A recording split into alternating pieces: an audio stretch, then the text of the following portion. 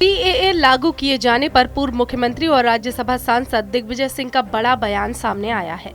दिग्विजय सिंह ने केंद्र सरकार पर जुबानी हमला बोलते हुए कहा कि सीएए कानून बने कितने साल हो चुके हैं, इसे लागू करने के लिए 4 साल तक उनको किसने रोका हुआ था, उसका नियम बनाने के लिए किसने उन्हें रोका हुआ था, नागरिकता किसको देना है ये नियमों में आज भी है। सीएए आने के पहले भी ये नियम था, जिसको नागरिकता देनी थी उसको नागरिकता अभी तक क्यों नहीं दी गई। अधिकार तो केंद्र सरकार का ही था, हमने अपनी सरकार में अधिकार दिए थे। ये लागू केवल हिंदू मुसलमान को अलग अलग करने की नीयत से किया गया है, ये संवैधानिक रूप से गलत है। मैं आपसे पूछना चाहता हूँ कि ये सीएए कानून कब पास हुआ, बताओ। कानून कब पास हुआ ये नहीं मालूम आपको? 2019। कितने साल हो गए? 4 साल को कौन रोका हुआ था उनको? उसका नियम बनाने के लिए किसने रोका हुआ था? एक। दूसरा, नागरिकता किसको देना है ये नियमों में आज भी है, सीए आने के पहले भी था। तो उसको जिसको नागरिकता देनी थी उसको दी क्यों नहीं?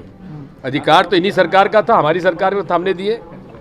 केवल इसको हिंदू मुसलमान करने की नीयत से किया गया है और संवैधानिक रूप से ये गलत है और इसकी अपील चली हुई है पार्लियामेंट में। दिग्विजय सिंह ने गुना लोकसभा सीट को लेकर भी बड़ा बयान दिया है। उन्होंने दावा किया है कि गुना सीट पर तगड़ा मुकाबला होगा।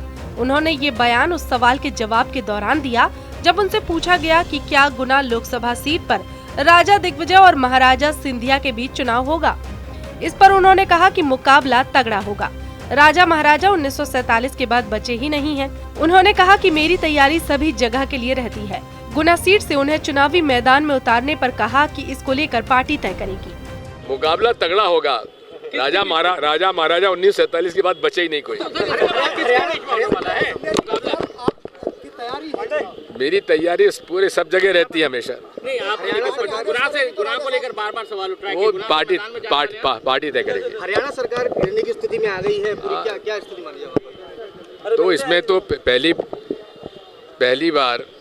पहली तो बात यह है कि ये समझौता ही ऐसा था कि जिसको चलना ही नहीं चाहिए, दिन चल गई, गनीमत बात है।